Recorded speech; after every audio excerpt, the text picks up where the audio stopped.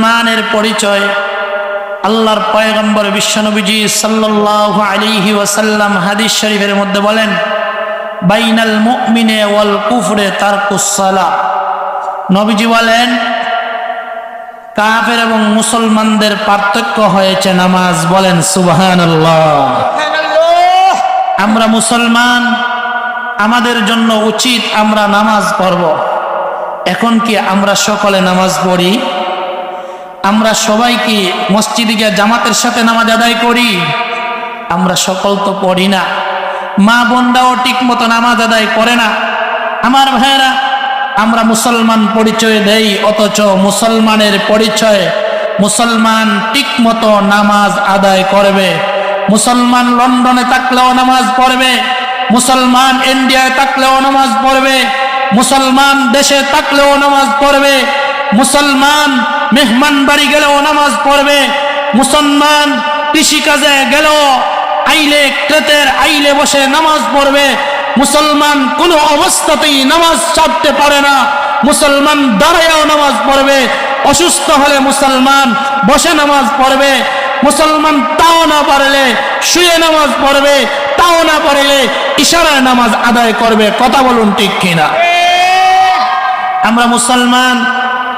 আমরা মুসলমানের পরিচয় দেই, অথচ আমরা আজকে ঠিক মতো নামাজ আদায় করি না। আমার ভাইয়েরা, এই নামাজের আলোচনা যদি ধারাবাহিক করি, নামাজের আলোচনা সাধারণত 5টি ধারায় হয়। 1 নম্বর হাকিকাতুস সালাহ, 2 নম্বর আহমিয়াতুস সালাহ, 3 নম্বর মাসাইলুস সালাহ, 4 নম্বর ফাযাইলুস সালাহ, 5 নম্বর নতিজাতুস সালাহ। এই যে সালাহ বললাম, এগুলা কি? হাকিকাতুস সালাহ বলতে বোঝানো হয়, আমরা রাত্রের বেলায় যখন মাগরিবের নামাজ পড়ি, এশার নামাজ পড়ি, ফজরের নামাজ পড়ি, তখন ইমাম সাহেব উচ্চ আওয়াজে তেলাওয়াত পাঠ করে। কথা বলুন ঠিক কিনা? দিনের বেলায় মুসলমান যখন নামাজ পড়ে, ইমাম সাহেব নীরব মনে মনে পড়ে। এর কারণটা কি? আল্লাহ কি দিনের বেলায় শুনে না?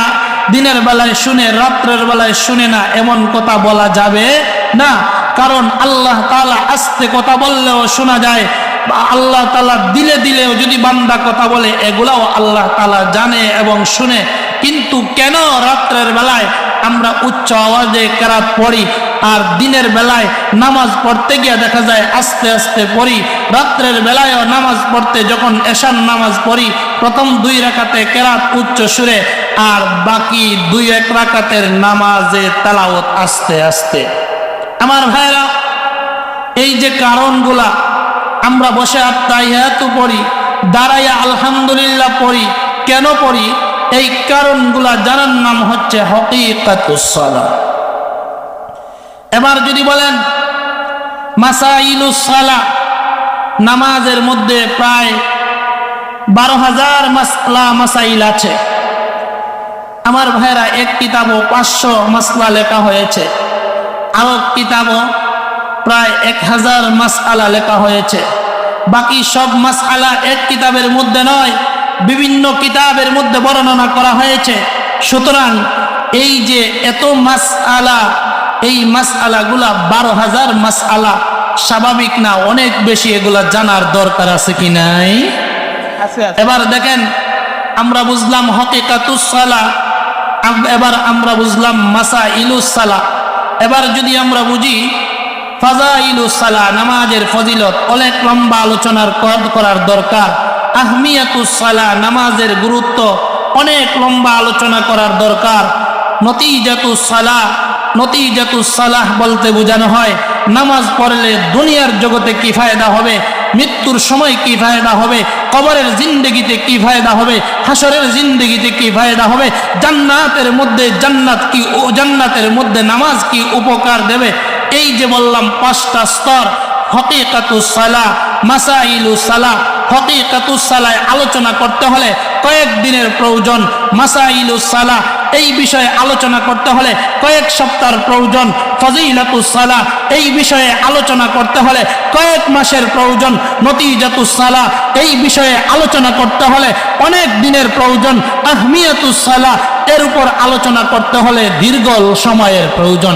এত সময় আমাদের কাছে নাই। আমরা আজকে কিছু আলোচনা করব। আল্লাহ তাআলা যে উম্মতে মুহাম্মাদের উপর নামাজকে ফরজ করে দিয়েছেন, এই নামাজটা যে আল্লাহ তাআলা ফরজ করে দিয়েছেন, এটা সিরিয়াল নাম্বার কত? দুনিয়ার জগতে যত ওয়াজ আছে সকল ওয়াজের প্রধান ওয়াজ হয়েছে তাওহীদ এবং রিসালাতের ওয়াজ। জোরে সুরে বলেন সুবহানাল্লাহ। এ দুনিয়ার মুসলমান ভাইরা, এবার ভালো করে বুঝেন, আল্লাহ রাব্বুল আলামিন যত নবীগণ দুনিয়ার জগতের মধ্যে পাঠাইছেন সকল নবীগণের উপরই নামাজ ফরজ ছিল। শুধুমাত্র আখিরি জামানার পয়গম্বরের উম্মতের উপর নামাজ ফরজ হয় নাই, পূর্ববর্তী নবীগণের উপরও নামাজ ফরজ ছিল। দুনিয়ার মুসলমান ভাই, এবার ভালো করে বুঝার দরকার, আখিরি জামানার পয়গম্বরের উম্মতের উপর আল্লাহ যে নামাজকে ফরজ করে দিয়েছেন, এ মুসলমান, এই নামাজের ওয়াজটা কত নম্বর সিরিয়ালে? আল্লাহ রাব্বুল আলামিন কোরআন শরীফের সূরা বাকারার 3 নম্বর আয়াতের মধ্যে বলেন, আল্লাযীনা ইউমিনুনা বিল গায়বি ওয়া ইউকিমুনাস সালাহ। আল্লাহ রাব্বুল আলামিন বলেন, প্রথমে তাওহীদ এবং রিসালাতের আলোচনা করেন। আল্লাযীনা ইউমিনুনা বিল গায়ব, আল্লাহ রাব্বুল আলামিন গায়বের আলোচনা করেছেন, আল্লাহর উপর বিশ্বাস স্থাপন করা, ঈমানের আলোচনা করেছেন। আমার ভাইয়েরা, আমরা তো মক্তবে পড়েছি আমানতু বিল্লাহি ওয়া মালাইকাতিহি ওয়া কুতুবিহি ওয়া রুসুলিহি ওয়াল ইয়াউমিল আখিরি ওয়াল কদরি খাইরিহি ওয়া শাররিহি মিনাল্লাহি তাআলা ওয়াল বা'সি বা'দাল মাউত। 7টা জিনিসের উপর ঈমান আনার নাম হচ্ছে প্রকৃত ঈমান। এ দুনিয়ার মুসলমান ভাইরা, এবার ভালো করে বুঝেন, আল্লাহ রাব্বুল আলামিন এই আয়াতের মধ্যে বলেন, প্রথমেই তাওহীদ এবং রিসালাতের আলোচনা করেন। আল্লাযীনা ইউমিনুনা বিল গায়বি ওয়া ইউকিমুনাস সালাহ। আল্লাহ রাব্বুল আলামিন সর্বপ্রথম তাওহীদ এবং রিসালাতের আলোচনা করেছেন। বোঝা গেল দুনিয়ার জগতে যত ওয়াজ আছে সকল ওয়াজের প্রথম সিরিয়াল হলো তাওহীদ এবং রিসালাতের ওয়াজ। 2 নম্বর সিরিয়াল হলো ওয়া আকিমিস সালাহ, নামাজ কায়েম করো, নামাজ প্রতিষ্ঠিত করো। তাওহীদ এবং রিসালাতের পরই নামাজের কথা আসছে। শুধুমাত্র তাই শেষ নয়, আমরা সূরা আসর পড়েছি, ওয়াল আসরি ইন্নাল ইনসানা লাফি খুসর ইল্লাল্লাযীনা আমানু ওয়া আমিলুস সালিহাত ইল্লাল্লাযীনা আমানু। এই জায়গার মধ্যে বলা হয় ইল্লাল্লাযীনা আমানু, ইমানদারের কথা বলা হয় সর্বপ্রথমে, ঈমানের কথা বলা হয় এই জায়গায় সর্বপ্রথম। তাওহীদ এবং রিসালাতের কথা বলা হয়েছে। ওয়া আমিলুস সালিহাত, 2 নম্বরে ওয়া আমিলুস সালিহাত, নেক আমলের কথা বলা হয়েছে। ওই নেক আমল দ্বারা 1 নম্বরে নামাজ বোঝানো হয়। এ দুনিয়ার মুসলমান ভাইরা, শুধুমাত্র তাই শেষ নয়, আল্লাহ রাব্বুল আলামিন বলেন ইল্লাল্লাযীনা আমানু ওয়া আমিলুস সালিহাতি কানাত লাহুম জান্নাতুল ফিরদাউসি নুজুলা। আল্লাহ রাব্বুল আলামিন এই আয়াতের মধ্যে বলেন ইল্লাল্লাযীনা আমানু, যারা ঈমান এনেছে, তাওহীদ এবং রিসালাতকে গ্রহণ করেছে, তারপরে বলেন আমানু। আমানু দ্বারা নেক আমল বোঝানো হয়। নেক আমলের মধ্যে সর্বপ্রথম যে আমলটা, সেই আমলটার নাম হচ্ছে নামাজ। বলেন সুবহানাল্লাহ। এই নামাজ আমরা বুঝতে পারলাম, আল্লাহ তাআলা যে কোরআন নাজিল করেছেন, এই কোরআনের সিরিয়াল অনুযায়ী নামাজ হচ্ছে 2 নম্বর স্তর। দুনিয়ার জগতে যত ওয়াজ আছে সকল ওয়াজের প্রথম প্রধান ওয়াজ হয়েছে তাওহীদ এবং রিসালাতের ওয়াজ, আর 2 নম্বরে যেই ওয়াজটা হয়েছে সেটাই হচ্ছে নামাজের ওয়াজ। বলেন সুবহানাল্লাহ। এ দুনিয়ার মুসলমান ভাইরা, এবার আমাদের ভালো করে বোঝার দরকার, নামাজ আল্লাহর সিরিয়াল অনুযায়ী 2 নম্বর স্তরের ওয়াজ। নবীজি সিরিয়ালটা কিভাবে পালাইছে একবার বোঝার দরকার আছে কি নাই? আপনার আমার পয়গম্বর বিশ্ব নবীজি সাল্লাল্লাহু আলাইহি ওয়াসাল্লাম হাদিস বর্ণনা করেছেন। ইমাম বুখারী রাহমাতুল্লাহি আলাইহি, ইমাম বুখারী শরীফে এই হাদিসটা আনছেন। শুধুমাত্র তাই শেষ নয়, মুসলিম শরীফের মধ্যে ওই হাদিসটা বর্ণিত আছে। এ দুনিয়ার মুসলমান ভাই, আল্লাহর পয়গম্বর বলেন, বুনিয়াল ইসলামু আলা 50 শাহাদাতি আল্লাহ ইলাহা ইল্লাল্লাহ ওয়া আন্না মুহাম্মাদার রাসূলুল্লাহ। আল্লাহ রাব্বুল আলামিন প্রথমেই সিরিয়াল হলাইলেন তাওহীদ এবং রিসালাত, দ্বিতীয় সিরিয়াল হলাইলেন নামাজ। নবীজি বলেন, বুনিয়াল ইসলামু আলা 50 শাহাদাতি আল্লাহ ইলাহা ইল্লাল্লাহ। ইসলামের ভিত্তি 5টা জিনিসের উপর স্থাপিত করা হয়েছে। 1 নম্বর, লা ইলাহা ইল্লাল্লাহ ওয়া আন্না মুহাম্মাদার রাসূলুল্লাহ। এক আল্লাহ উপর বিশ্বাস স্থাপন করা এবং আখির জামানার পয়গম্বর মুহাম্মাদুর রাসূলুল্লাহ সাল্লাল্লাহু আলাইহি ওয়াসাল্লামকে শ্রেষ্ঠ নবী হিসাবে গ্রহণ করে নেওয়া। এটা হচ্ছে তাওহীদ এবং রিসালাতের আলোচনা। আমার ভাইরা, এই জায়গায় দেখেন নবীজি সাল্লাল্লাহু আলাইহি সাল্লাম এই হাদিসেও সিরিয়াল ফলাইছেন কত? 2 নম্বরে। কয় নম্বরে? রাসূলুল্লাহ সাল্লাল্লাহু আলাইহি ওয়াসাল্লাম বলেন, বুনিয়াল ইসলামু আলা 50 শাহাদাতি আল্লাহ ইলাহা ইল্লাল্লাহ ওয়া আন্না মুহাম্মাদার রাসূলুল্লাহ ওয়া ইকামিস সালাহ ওয়া ইতাইজ যাকাত ওয়াল হজ্জ ওয়া সাওমি রমাদান। আল্লাহর পয়গম্বর বলেন, 1 নম্বর আলোচনা করেছেন আল্লাহর পয়গম্বর তাওহীদ এবং রিসালাতের আলোচনা। 2 নম্বরে আল্লাহ রাব্বুল আলামিন আপনার আমার পয়গম্বর বলেন, 2 নম্বরে হয়েছে নামাজ। ছোট ছোট বাচ্চারা নড়াচড়া করবেন না, সামনের দিকে তাকান। এ দুনিয়ার মুসলমান ভাইরা, এমন একটি অবস্থায় আল্লাহর পয়গম্বর বিশ্বনবীজি সাল্লাল্লাহু আলাইহি ওয়াসাল্লামের এই হাদিসটা নবীজি সাল্লাল্লাহু আলাইহি ওয়াসাল্লাম বলেন, বুনিয়াল ইসলামু আলা 50 শাহাদাতি আল্লাহ ইলাহা ইল্লাল্লাহ ওয়া আন্না মুহাম্মাদার রাসূলুল্লাহ ওয়া ইকামিস সালাহ ওয়া ইতাইজ যাকাত ওয়াল হজ্জ ওয়া সাওমি রমাদান। ইসলামের ভিত্তি হচ্ছে 5টা জিনিসের উপর, কালিমা, নামাজ, রোজা, হজ, যাকাত। এই 5টার উপর ইসলামের ভিত্তি। নবীজি সাল্লাল্লাহু আলাইহি ওয়াসাল্লাম এই হাদিসটা একটা তাবুর সাথে দৃষ্টান্ত দিয়েছেন। নবীজি বলেন, একটা তাবু লটকাতে হলে 4 পাশে 4টা খুঁটা লাগে, মধ্যবর্তী একটা খুঁটা লাগে। এই খুঁটা ছাড়া মধ্যখান উঠে না, এই জন্য মধ্যবর্তী হয়েছে 1 নম্বরে লা ইলাহা ইল্লাল্লাহ ওয়া আন্না মুহাম্মাদার রাসূলুল্লাহ। 1 নম্বর হলো তাওহীদ এবং রিসালাত, আর বাকি 4 পাশে 4টা, এক পাশে নামাজ, আরেক পাশে যাকাত, আরেক পাশে হজ, আরেক পাশে রমজানের রোজা। মুসলমান আমরা তো গরিব, অনেক সময় হজ পালন করতে পারি না, আমরা যাকাত প্রদান করতে পারি না, কারণ আমাদের অনেক সম্পত্তির দরকার আছে কি নাই?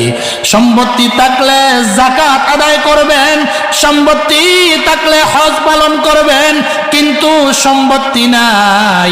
এবার আমাদের জন্য নামাজ, নামাজ হইল একটা কোটা। এবার যদি নামাজ ছেড়ে দেই একটা কোটা পড়ে গেল, আবার যদি যাকাত না দেই আরেকটা কোটা পড়ে গেল, হজ পালন না করলে আরেকটা কোটা পড়ে গেল, রমজানের রোজা ঠিক মতো আদায় না করলে ওই কোটাটাও পড়ে গেল। আমরা মুসলমান পরিচয় দেই। ও মুসলমান, খাঁটি ইমানদার হইয়া কমপক্ষে নামাজটা পড়বো ইনশাআল্লাহ, পারবো তো? এ মুসলমান ভাই, এবার ভালো করে বুঝেন, এই নামাজটা শুধুমাত্র পুরুষরা পড়বে না নারীরা পড়বে? সবাই পড়বে। আল্লাহ রাব্বুল আলামিন সূরা নাহলের ৯৭ নম্বর আয়াতে বলেন, মান আমিলা সালিহাম মিন যাকারিন আও উনসা ওয়া হুয়া মুমিন ফালানুহইয়ান্নাহু হায়াতান তাইয়্যিবা ওয়া লানাজজিয়ান্নাহুম আজরাহুম বিআহসানি মা কানু ইয়ামালুন। আল্লাহ রাব্বুল আলামিন বলেন, মান আমিলা সালিহাম মিন যাকারিন আও উনসা ওয়া হুয়া মুমিন, যে মুমিন নেক আমল করবে, পুরুষ হোক আর নারী হোক, আল্লাহ রাব্বুল আলামিন তাকে হায়াতে তাইয়্যিবা দান করবে। বলেন সুবহানাল্লাহ। আল্লাহ রাব্বুল আলামিন বলেন, শুধুমাত্র তাই শেষ নয়, তারা যেই আমলগুলা করবে এর পরিপূর্ণ প্রতিদান আল্লাহ রাব্বুল আলামিন দান করবে। বলেন সুবহানাল্লাহ। ও মুসলমান, হায়াতে তাইয়্যিবা বলতে কি বোঝানো হয়?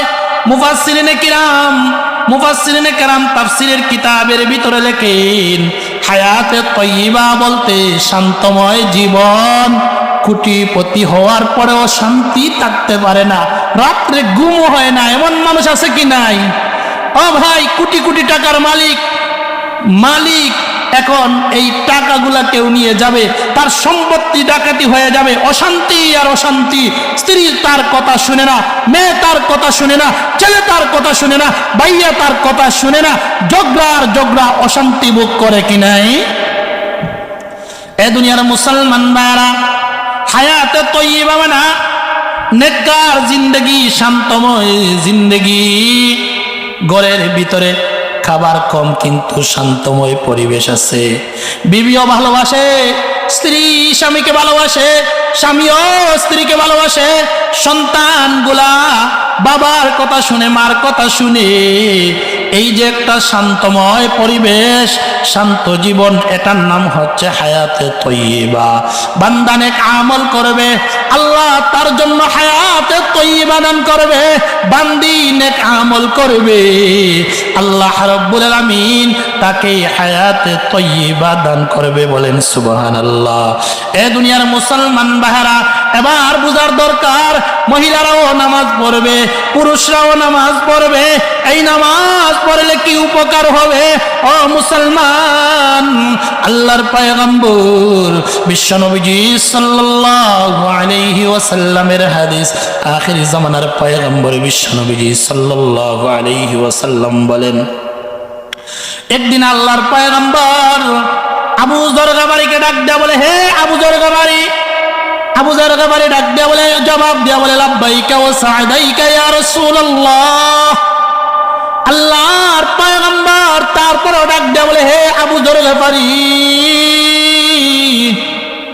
এমন সময় জবাব আসে, আবু যর গফারি ডাক দেয়া বলে, লাব্বাইকা ওয়া সা'দাইকা ইয়া রাসূলুল্লাহ। হে আল্লাহর পয়গম্বর, আমি আপনার সামনে উপস্থিত আছি। এরপরেও আল্লাহর পয়গম্বর ডাক দেয়া বলেন, হে আবু যর গফারি। এবার নবীজি সাল্লাল্লাহু আলাইহি ওয়াসাল্লাম তৃতীয়বারেও জবাব দিয়া বলেন, লাব্বাইকা ওয়া সা'দাইকা ইয়া রাসূলুল্লাহ। হে আল্লাহর পয়গম্বর, আমি উপস্থিত আছি। এবার নবীজি সাল্লাল্লাহু আলাইহি ওয়াসাল্লাম বলেন, হে আবু যর গফারি, এই দেখেন গাছের ডাল। এই গাছের ডালে গিয়ে নবীজি সাল্লাল্লাহু আলাইহি ওয়াসাল্লাম ঝাড়া দিলেন। এবার যেই পাতাগুলা ছিল সবগুলা জড়িয়ে পড়লো। শুধুমাত্র তাই শেষ নয়, অন্য রাওয়ায়াতে পাওয়া যায় নবীজি সাল্লাল্লাহু আলাইহি ওয়াসাল্লাম একটা গাছের ডাল হাতের মধ্যে এনে এমন ভাবে ঝাড়া দিলেন, যারা দেওয়ার সঙ্গে সঙ্গে পাতাগুলা কচিয়া জমিনের মধ্যে পড়া শুরু হয়ে গেল। এবার আবু যর গফারীকে ডাক দেয়া বলেন, হে আবু যর গফারী, তাকায়া দেখো, এই যে গাছের ডালের মধ্যে পাতা ছিল, এখন পাতা আসেনি, নাই, সবগুলা জড়িয়ে পড়ে গেছে। আল্লাহর পয়গম্বর বলেন, ঠিক তদ্রূপ আমার উম্মত যদি 5 ওয়াক্তের নামাজ আদায় করে, আল্লাহ রাব্বুল আলামিন তার পিছনের জিন্দেগির গুনাহ এমন ভাবে মাফ করে দিবে, যেমন ভাবে এই গাছের ডালের মধ্যে পাতা নাই, মুছিয়া গেছে, তেমন ভাবে আল্লাহ রাব্বুল আলামিন তার পিছনের সমস্ত জিন্দেগির গুনাহ মাফ করে দিবেন। এ দুনিয়ার মুসলমান ভাইরা, এরপরেও শেষ নাই।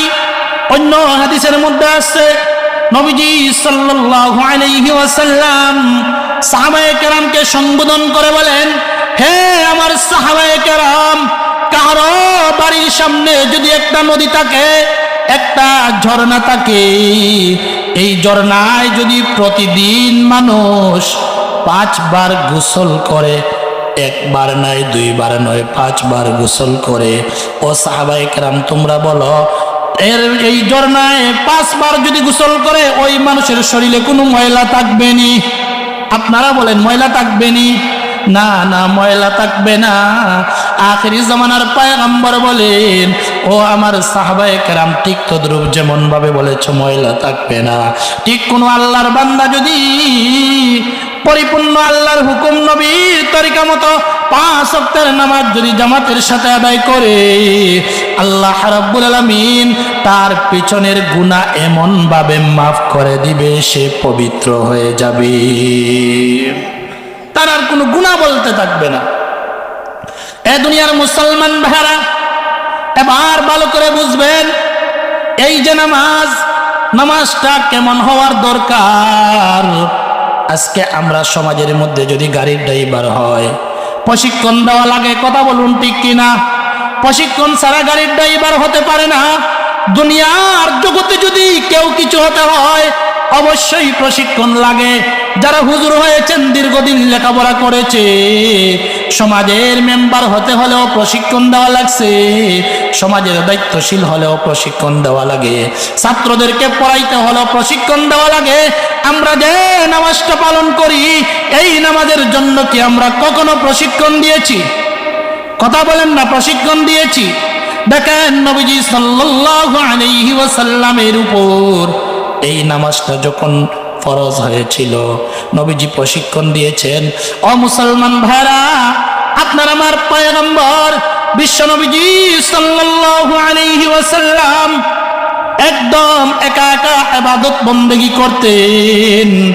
এক পর্যায়ে নবীজি সাল্লাল্লাহু আলাইহি ওয়াসাল্লাম হেরার গুহার মধ্যে গিয়ে ইবাদতের মধ্যে লিপ্ত হয়ে গেলেন। হযরত ফাতেমা রাদিয়াল্লাহু তাআলা আনহা মাঝে মধ্যে খাবার নিয়ে যেতেন, মাঝে মধ্যে আম্মা জান হযরত খাদিজা রাদিয়াল্লাহু তাআলা আনহা তিনি খাবার নিয়ে যেতেন। আল্লাহর পয়গম্বর হেরার গুহার মধ্যে একা একা ধ্যান খেয়ালের মধ্যে আছেন। এমন সময় জিবরাইল আলাইহিস সালাম আল্লাহর পয়গম্বর বিশ্ব নবীজি সাল্লাল্লাহু আলাইহি ওয়াসাল্লামের কাছে এসে বলে, ইন্নাকা লিরাসূলুল্লাহি ইলাইকুম জামিআ। হে পয়গম্বর, আল্লাহ রাব্বুল আলামিন আপনাকে গোটা জগতের পয়গম্বর হিসাবে ঘোষণা করেছেন। বলেন না সুবহানাল্লাহ? আরো জোরে সুরে বলেন সুবহানাল্লাহ। এমন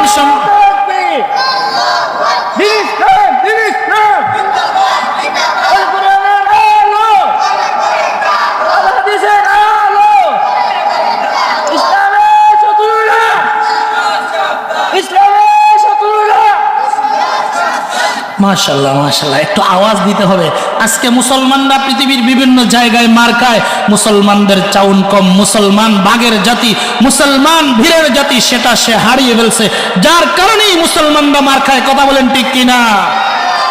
আজকে বসে থাকা যাবে না, চাউন দিতে হবে। পারবেন তো ইনশাআল্লাহ? একটু জজবা নেন, শরীরটা একটু ঝাড়া দেন।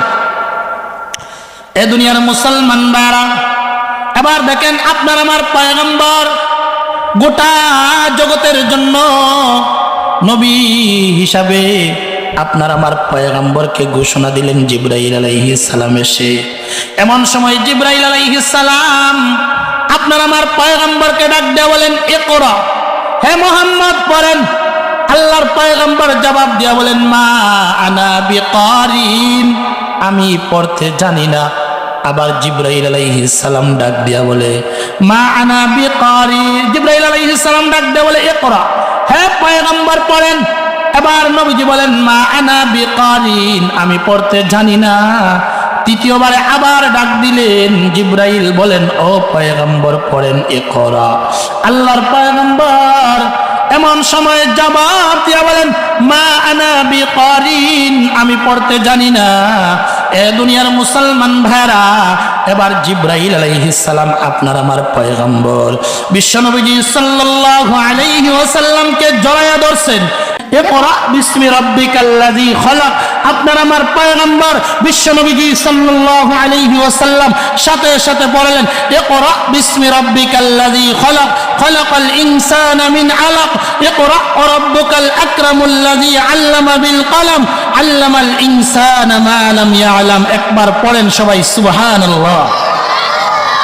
এ দুনিয়ার মুসলমান ভাইরা, আপনার আমার পয়গম্বর বিশ্বনবীজি সাল্লাল্লাহু আলাইহি ওয়াসাল্লাম এবার হেরার গুহা থেকে যখন বের হইলেন, জিবরাইল আলাইহিস সালাম আপনার আমার পয়গম্বর বিশ্বনবীজি সাল্লাল্লাহু আলাইহি সাল্লামকে জাবালে নূর হেরার গুহা থেকে বের হইয়া এবার যখন নিচের মধ্যে চলে আসলেন, এবার জিবরাইল আলাইহিস সালাম জমিনের মধ্যে পায়ের আঙ্গুল দিয়ে আঘাত করলেন, সাথে সাথে একটা ঝর্ণা প্রবাহিত হয়ে গেল।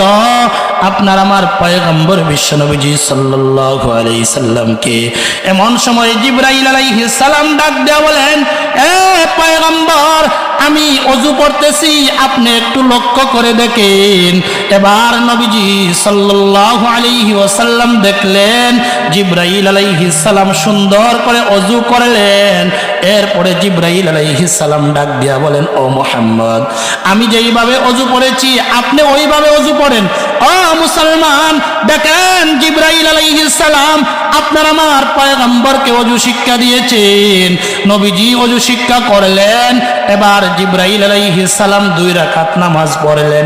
এবার সব পিছনে নবীজি সাল্লাল্লাহু আলাইহি সাল্লাম, জিবরাইল ইমাম, আবার নবীজি সাল্লাল্লাহু আলাইহি ওয়াসাল্লাম হইলেন মুসল্লি। এই জায়গায় নামাজ পড়া এবার নবীজি সাল্লাল্লাহু আলাইহি ওয়াসাল্লাম যখন নিজের বাড়ির মধ্যে চলে গেলেন, সেখানে যাওয়ার পর আম্মা জান হযরতে খাদিজা রাদিয়াল্লাহু তাআলা আনহাকে ডাক দিয়া বললেন এ খাদিজা, আল্লাহ রাব্বুল আলামিন আমাকে ইন্নী রাসূলুল্লাহ ইলাইকুম জামিআ, আল্লাহ রাব্বুল আলামিন আমাকে গোটা জগতের নবী হিসাবে দুনিয়ার জগতে প্রেরণ করেছেন। বলেন সুবহানাল্লাহ। এবার নবীজি সাল্লাল্লাহু আলাইহি ওয়াসাল্লাম আম্মা জান হযরতে খাদিজা রাদিয়াল্লাহু তাআলা আনহাকে ডাক দিয়ে বললেন আমি যেইভাবে ওযু করি আপনি ওইভাবে ওযু পড়েন। এবার ওযু সমাপ্ত হয়ে গেল, নবীজি ইমাম হইয়া নামাজ পড়াইলেন, খাদিজা হইলেন মুসল্লি। এইদিকে নবীজি সাল্লাল্লাহু আলাইহি ওয়াসাল্লামের চাচাতো ঘরের ভাই হযরতে আলী রাদিয়াল্লাহু তাআলা আনহু, এই আলী রাদিয়াল্লাহু তাআলা আনহু নবীজির ঘরের মধ্যে লজিং ছিলেন। কারণ সেই জামানায় এই এলাকার মধ্যে খুবই অভাব ছিল। নবীজি সাল্লাল্লাহু আলাইহি ওয়াসাল্লাম হযরতে আব্বাস রাদিয়াল্লাহু তাআলা আনহুকে ডাক দিয়ে বললেন হে চাচা যান, বড় অভাবের সময় কাটতেছে। এবার আবু তালেব সাহেবের সন্তানাদি বেশি, উনি তার সন্তানদেরকে লালন পালন করাটা অনেক কষ্ট হয়ে গেছে। একটু যদি আমরা সন্তানগুলাকে বন্টন করে নেই তাহলে উনার জন্য একটু ভালো হবে। এবার আব্বাস রাদিয়াল্লাহু তাআলা আনহু ডাক দিয়ে বললেন যাও যাও তোমার চাচা আবু তালেবকে ডাক দিয়া বলবা আমাকে যেন একজন সন্তান দিয়ে দে। এবার নবীজি সাল্লাল্লাহু আলাইহি সাল্লাম আবু তালেবের কাছে গেলেন। সেখানে গিয়ে ওনার সন্তান আলী রাদিয়াল্লাহু তাআলা আনহুর এবার কপালটা খুলে গেল। নবীজি আলী রাদিয়াল্লাহু তাআলা আনহুকে গ্রহণ করলেন। এবার হযরতে আব্বাস রাদিয়াল্লাহু তাআলা আনহু আরেকজনকে গ্রহণ করলেন। এ দুনিয়ার মুসলমান ভাইরা, এবার নবীজি নামাজ পড়ে। খাদিজা রাদিয়াল্লাহু তাআলা আনহা নবীজির সঙ্গে নামাজ পড়ে। আলী রাদিয়াল্লাহু তাআলা আনহু এইগুলা দেখা ভাই আর ভাবি দুজন রুকুতে যায়, সিজদায় যায়, আবার খাড়া হয়। এগুলা কি নতুন একটা জিনিস আবিষ্কার করলো, এটা কেমন? এই জন্য তিনি বড় চিন্তিত। এবার নবীজি যখন সালাম ফিরাইলেন, এবার আলীর সামনে দৌড়ায় এসে বলে, ভাইয়া আপনি আর ভাবি দুইজন মিলিয়ে কি করলা? নবীজি ডাক দেয়া বলে, আল্লাহ আমাকে গোটা জগতের নবী হিসাবে পাঠাইছেন, আপনি কলিমা পড়েন, সঙ্গে সঙ্গে কোনো প্রশ্ন নাই, কোনো কথা নাই। আলী রাদিয়াল্লাহু তাআলা আনহু কালিমা পড়িয়া মুসলমান হয়ে গেলেন। ও মুসলমান ভাইরা, দেখেন এই জায়গা থেকে যেটা শিক্ষা করবেন, এটা ঘরের স্ত্রীকেও গিয়া শিক্ষা দিতে হবে। পুরুষরা আমরা মসজিদে বয়ান শুনি, বিভিন্ন মাহফিলে বয়ান শুনি, এই বয়ানগুলো আবার আমার ঘরের স্ত্রীকে গিয়া শিক্ষা দিতে হবে। দেখেন নামাজ কত বড় একটা দায়িত্ব, এই দায়িত্বটা আমরা কোনোদিন শিক্ষা করার চেষ্টাও করি না। কোনো হুজুরের কাছে গিয়ে বলি না, হুজুর আমার অজুটা দেখেন ভালো করে হয়েছে কিনা, আমার নামাজটা ঠিক মতো আদায় হচ্ছে কিনা। দেখেন আমার ভাইয়েরা, এই যে 5 ওয়াক্তের নামাজ কিভাবে আসছিল, এই দৃষ্টান্তটা দিয়ে আমার বয়ান শেষের দিকে গুছায় নিয়েছি। আমার ভাইয়েরা দেখেন, এটা বর্তমান মেরাজের মাস চলতেছে, রজব মাস। নবীজি সাল্লাল্লাহু আলাইহি ওয়াসাল্লাম এই মাসে মেরাজের মধ্যে গিয়েছিলেন। আমার ভাইরা দেখেন, আপনার আমার পয়গম্বর বিশ্বনবীজি সাল্লাল্লাহু আলাইহি ওয়াসাল্লাম যখন মেরাজের মধ্যে গেলেন, একমাত্র আল্লাহ তাআলার নিকটবর্তী হইলেন, আরশে ইলাহির কাছে চলে গেলেন। এমন সময় জিবরাইল আলাইহিস সালাম পিছন থেকে ডাক দিয়ে বললেন, ও মুহাম্মদ, আল্লাহ আপনার প্রশংসা করতেছে, আপনি সিজদায় পড়েন। নবীজি সাল্লাল্লাহু আলাইহি ওয়াসাল্লাম এবার যখন সিজদার মধ্যে পড়ে গেলেন, এবার আল্লাহ তাআলা জিজ্ঞাসা করেন, ও পয়গম্বর, তুমি দুনিয়া থেকে চলে আসছো, আমার জন্য কি হাদিয়া নিয়ে আসছো? বলেন সুবহানাল্লাহ।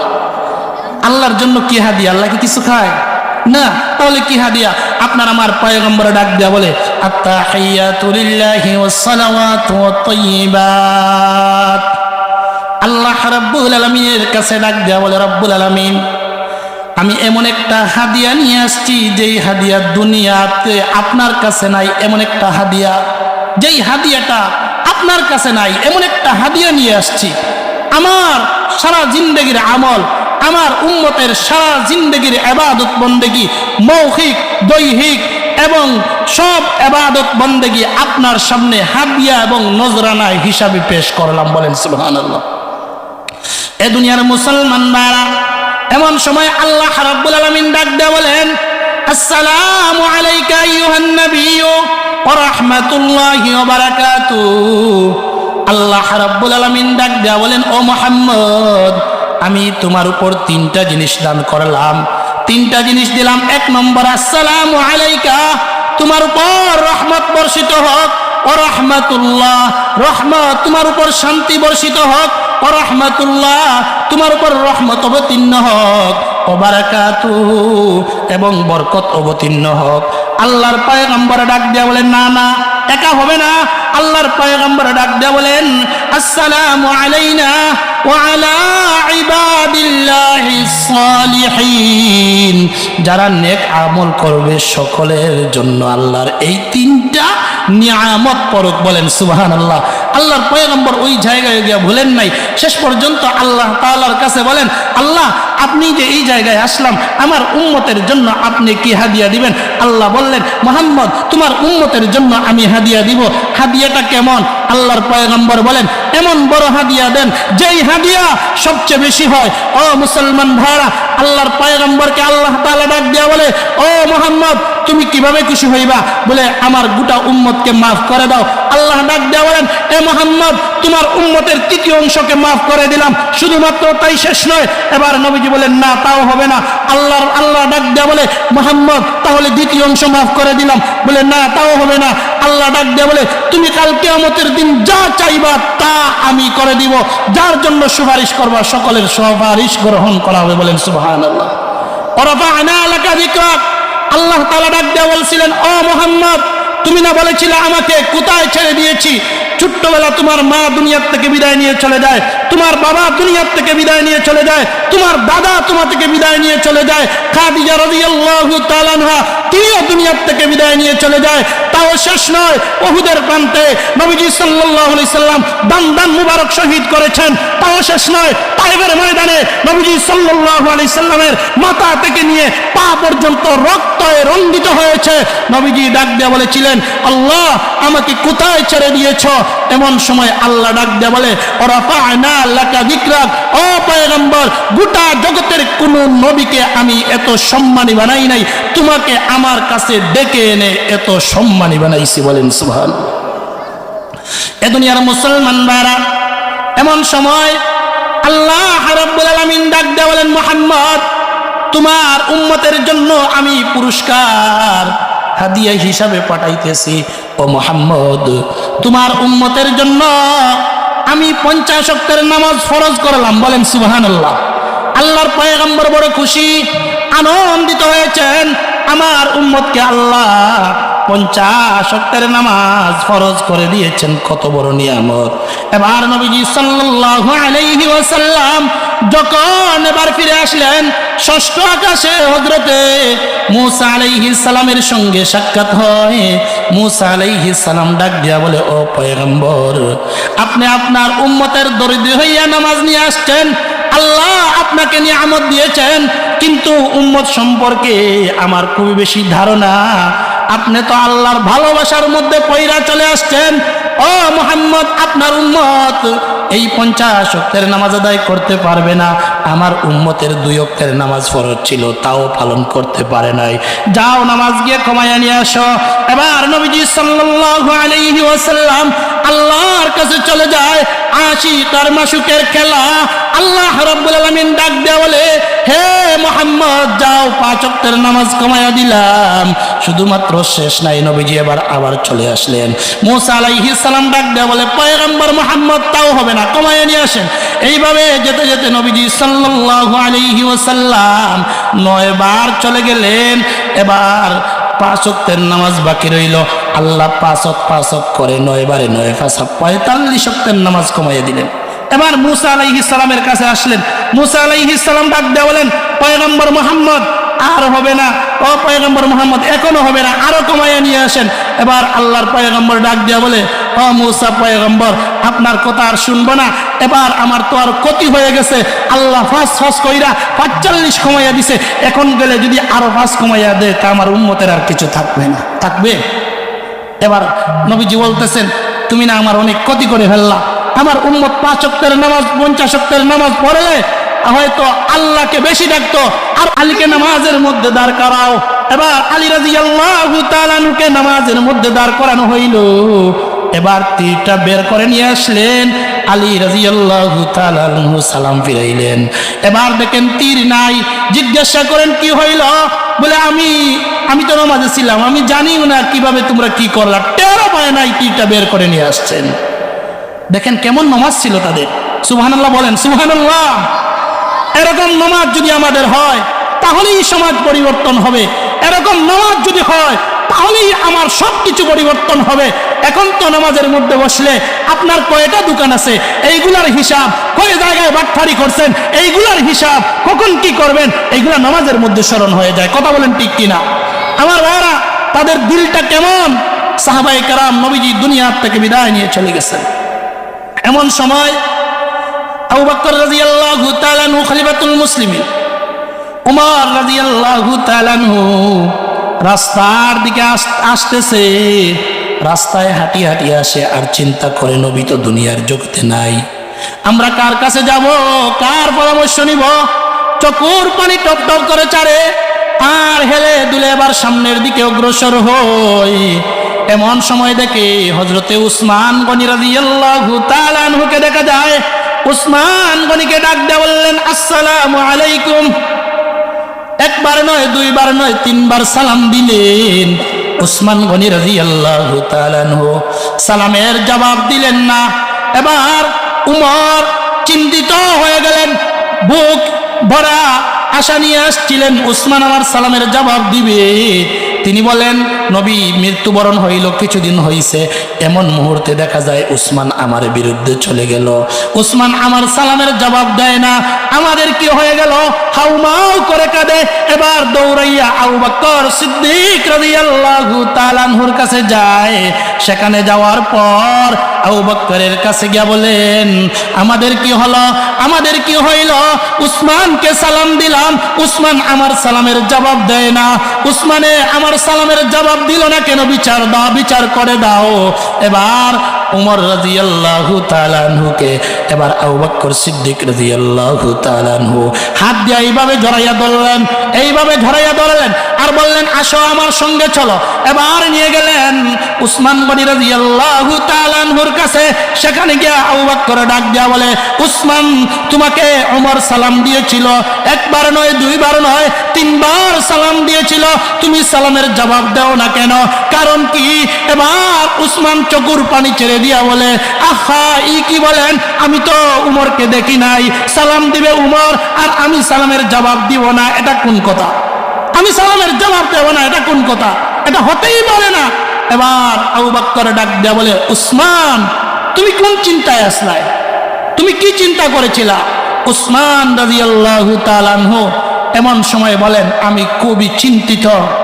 আমি আল্লাহর রাসূলকে জিজ্ঞাসা করি নাই, আল্লাহ এই উম্মতের জন্য কোন জিনিসটা কল্যাণকর, আমি এই প্রশ্নটা করি নাই। এখন আমি চিন্তা করলাম, এই প্রশ্নটা আমি কার কাছে করব? নবী দুনিয়ার জগতের মধ্যে নাই, এই প্রশ্নের জবাব কোথায় পাবো? এই চিন্তায় চিন্তিত আমি এখানে বসে চকুর পানি ছাড়তেছি। দেখেন ইসলামের জন্য তারা কতটুকু মেধা ক্ষয় করেছে, কতটুকু চিন্তা করেছে। ও মুসলমান ভাইরা, এমন সময় আবু বকর বলে, ও উসমান, তুমি যেই প্রশ্নের জবাব চাচ্ছ, এই প্রশ্নটা আমি নবীকে করেছিলাম আর নবী প্রশ্নের জবাব দিয়েছে। বলেন সুবহানাল্লাহ। এবার উসমান রাদিয়াল্লাহু তাআলা জড়াইয়া ধরে আর বলে, ওরে আবু বকর, তোমাকে ধন্যবাদ, মারহাবা, তুমি আসো বলেই আমি এই প্রশ্নের জবাবটা পেয়ে ফেললাম। আমার ভাইয়েরা, আমরা মুসলমান, আমাদের জন্য কল্যাণকর হলো আল্লাহর প্রত্যেকটা বিধান ঠিকভাবে আদায় করা। এই মাদ্রাসার প্রতিষ্ঠাতা জনাব আব্দুল হক সাহেব রহমতুল্লাহি আলাইহি আজকে দুনিয়ার জগতে নাই। উনি খুবই ভালোবাসতেন, মহাব্বত করতেন, আমার সাথে ফোন করতেন। আপনারা হয়তো চিনতে পারছেন, এক সময় এই মাদ্রাসার মুহতামিম আমি ছিলাম, এই মাদ্রাসার দায়িত্ব আমি পালন করেছিলাম। উনি আমার কাছে অনেক সময় ফোন দিয়েছিলেন, চকুর পানি ছাড়তেন আর বলতেন, আমার ভবিষ্যতের জন্য এই মাদ্রাসাটা সদকায়ে জারিয়া হিসাবে আল্লাহ যেন কবুল করে নেয়, হুজুর দোয়া করবেন। আমার ভাইরা, এই মাদ্রাসার জনাব জাকির সাহেব এই দীর্ঘদিন থেকে এই মাদ্রাসার সভাপতি বা এই জাকির সাহেব, তিনি দীর্ঘদিন থেকে এই মাদ্রাসায় উনার মাথার গাম পায়ে ফেলে মাদ্রাসায় সার্বিক সহযোগিতা, যেই সময় যেটার প্রয়োজন, মাদ্রাসার ছাত্রর খাবারের প্রয়োজন, সাথে সাথে মিটিং করার চেষ্টা করছেন। যখন যেটার প্রয়োজন প্রত্যেকটার জন্য ফিকির করতেছে। ও মুসলমান, এই দুনিয়াতে আমরা কেউ থাকবো না, একদিন এই দুনিয়া ছেড়ে চলে যাব, এটাই হলো দুনিয়া। এই দুনিয়া থাকবে না। আল্লাহর পয়গম্বর বিশ্বনবীজি সাল্লাল্লাহু আলাইহি ওয়াসাল্লামের মা যখন দুনিয়ার থেকে বিদায় নিয়ে চলে গিয়েছিলেন, ও মুসলমান, তখন ওনার সন্তানকে 3টা নসিহত করেছিলেন। 1 নম্বর নসিহত করেছিলেন, সন্তান, কুল্লু হাইয়িন মাইয়িত, ও সন্তান, তুমি যা দেখতেছ, সব যত জীবিত দেখতেছ, সব একদিন মরে যাবে। যা দেখতেছ এইগুলা কিছুই থাকবে না, সব একদিন দুনিয়ার থেকে বিদায় নিয়ে চলে যাবে। 2 নম্বর কথা বলছিলেন, কুল্লু জাদিদিন বাল, সন্তান, তুমি যা নতুন দেখতেছ, এই যে ছোট ছোট বাচ্চাগুলা দেখতেছ, যা দুনিয়ায় দেখতেছ, নতুন যা আছে সব একদিন পুরাতন হয়ে যাবে, এগুলা নতুন থাকবে না। আমরাও এরকম কচি কচি বাচ্চা ছিলাম, এখন কচি কচি না, দাড়ি তো পাইকা যাচ্ছে, কিছুদিন পরে তো কবরে চলে যাব, না এখনই যেতে পারি, এটার তো কোনো গ্যারান্টি নাই। ও মুসলমান ভাইরা, 3 নম্বরে বলছিলেন ইন্নী ওয়ালাদতু তুহরা, আমি এমন একজন সন্তান দুনিয়ার জগতের মধ্যে রেখে যাচ্ছি যার মাধ্যমে কোটি কোটি অপবিত্র মানুষ পবিত্র হবে। বলেন সুবহানাল্লাহ। এই নবীজি সাল্লাল্লাহু আলাইহি ওয়াসাল্লামের বাগানগুলা, এই মাদ্রাসাগুলা নবীজির বাগান। এই বাগানের মধ্যে যারা পড়বে, পড়াবে, সার্বিক সহযোগিতা করবে, এটার জন্য জান প্রাণ সবগুলা বিলীন করে দিবে, এরাই হবেন, এরাই দুনিয়ার থেকে চলে যাবে। এদের জন্য এগুলা হবে সদকায়ে জারিয়া, এগুলো হলো সদকায়ে জারিয়া। এই মাদ্রাসা নবীজি সাল্লাল্লাহু আলাইহি সাল্লাম সর্বপ্রথম যেই মাদ্রাসা প্রতিষ্ঠিত করেছিলেন দারে আরকাম মাদ্রাসা, এরপরে যেই মাদ্রাসা প্রতিষ্ঠিত করেছিলেন এটা ছিল সুফা বা সুফাতুল ইসলাম মাদ্রাসা। এই দুইটা মাদ্রাসায় নবীজি সাল্লাল্লাহু আলাইহি সাল্লাম ছাত্রদেরকে পড়াইছিলেন, আর ওই ছাত্রগুলো ছিলেন সাহাবায়ে কেরাম, আর এদের পরীক্ষা স্বয়ং আল্লাহ তাআলা নিছেন। রাসূল ছিলেন শিক্ষক, আর ছাত্র ছিলেন সাহাবায়ে কেরাম, আর পরীক্ষা নিছেন স্বয়ং আল্লাহ তাআলা। পরীক্ষা নিয়ে বলেছেন উলাইকা হুমুল মুফলিহুন, উলাইকা হুমুর রাশিদুন, উলাইকা আল্লাযীনা ইমতাহানাল্লাহু কুলুবাহুম লিত্তাকওয়া ওয়াস-সাবিকুনা আস-সাবিকুন উলাইকাল মুকাররাবুন রাদিয়াল্লাহু আনহুম ওয়া রাদু আন। আল্লাহ রাব্বুল আলামিন এই ছাত্রগুলোর উপর সন্তুষ্ট হয়ে গেছেন, ছাত্রগুলোও সন্তুষ্ট হয়ে গেছে। আল্লাহ তাআলা দুনিয়ার টাকা সত্ত্বেও এদেরকে জান্নাতের সার্টিফিকেট দিয়ে দিচ্ছেন। ঠিক তদ্রূপ এই মাদ্রাসাগুলায় যারা ভালোবাসবে, যারা পড়বে, যারা পড়াইবে, যারা সার্বিক সহযোগিতা করবে, এরা সবাই আল্লাহ তাআলা এই ছাত্রগুলোকে যেইভাবে জান্নাতের সার্টিফিকেট দুনিয়ার টাকা সত্ত্বে দিয়েছিলেন, ইনশাআল্লাহ আমরাও এই আশা রাখি, আমরাও এই মাদ্রাসাগুলোর ছাত্র, সেই মাদ্রাসার সিলেবাস অনুযায়ী এই মাদ্রাসাগুলো পরিচালিত হয়। সুতরাং আমরা যদি সেই নীতিমালা অনুযায়ী জীবন পরিচালনা করতে পারি, মাদ্রাসাকে ভালোবাসতে পারি, মাদ্রাসার সাথে আমাদের দিলটা লাগাই রাখতে পারি, ইনশাআল্লাহ আমরাও হাসি মুখে জান্নাতে যাব ইনশাআল্লাহ। আমার ভাইরা, আমার সামনে আছেন আমিনুল হক ভাই, আমি দোয়া করি। আর আমার এই যে আরেকজন ভাই, ভাইয়ের নামটা কি? জিয়াউর রহমান সাহেব, এই যে আমার হুজুর আছেন, আমরা এদের জন্য দোয়া করি আল্লাহ তাআলা এদের হায়াতের মধ্যে বরকত দান করুক। সবাই বলেন আমিন। আমার ভাইরা, আমি এখানেই বক্তব্য শেষ করলাম। পরবর্তী বক্তা আছে, এদের জন্য আপনারা এরা বসবেন, শুনবেন। বিশেষ করে উনার আব্বুর জন্য দোয়া করবেন, উনার আম্মুর জন্য দোয়া করবেন, উনার মামা মামি যারা, আমি এদের সদাগরটুল্লাহ মসজিদের ইমাম সাহেব ছিলাম, এদের ঘরে আমার লজিং ছিল দীর্ঘদিন। আমি 2016 থেকে 20 পর্যন্ত তাদের মসজিদের ইমাম ও খতিব ছিলাম। তারপরে এই সময়কালে এই মাদ্রাসার দায়িত্ব পালন করেছিলাম। মাঝে মধ্যে আসতাম, সবসময় আসি না, কারণ মাদ্রাসা তো ছোটো বড় পর্যায়ে ছাত্র না যেখানে পড়াইতে হবে, এরকম পরিবেশ না। আপনারা যদি একটু গুরুত্ব দেন তো এই মাদ্রাসাটা দৌড়ে হাদিসে পরিণত হবে, আর এটাই হবে সদকায়ে জারিয়া। আপনারা একটু গুরুত্ব দিবেন, মাদ্রাসার প্রতি ভালোবাসা রাখবেন, এই মানুষগুলাকে দোয়া করবেন। এরা হলে মানবতার ফেরিওয়ালা, তারা এখন এই মাদ্রাসাটা পরিচালনা করতেছে। ভবিষ্যৎ প্রজন্ম যেন ভালো হয়, এরা তো দুনিয়াতে থাকবে না। আব্দুল হক সাহেব যেমন দুনিয়ার থেকে বিদায় নিয়ে চলে গেছে, ওরাও দুনিয়ার থেকে চলে যাবে, থাকবে না, কিন্তু ভবিষ্যৎ প্রজন্ম যেন গুমরা না হয়, এই জন্য একটা মাদ্রাসা জিন্দা রাইখা গেছেন, যাতে এখান থেকে ভালো মানুষ আসতে পারে। আমরা প্রত্যেকে দোয়া করব, আল্লাহ জনাব আব্দুল সাহেবকে জান্নাতুল ফিরদাউসের মেহমান বানাইয়া দাও। সবাই বলেন আমিন। আয় আল্লাহ, বিশেষ করে উনার আওলাদ, আত্মীয় স্বজন, বিশেষ করে এই মাদ্রাসার সার্বিক সহযোগিতাকারী সহ, জি দোয়া পরবর্তী বক্তা করুন।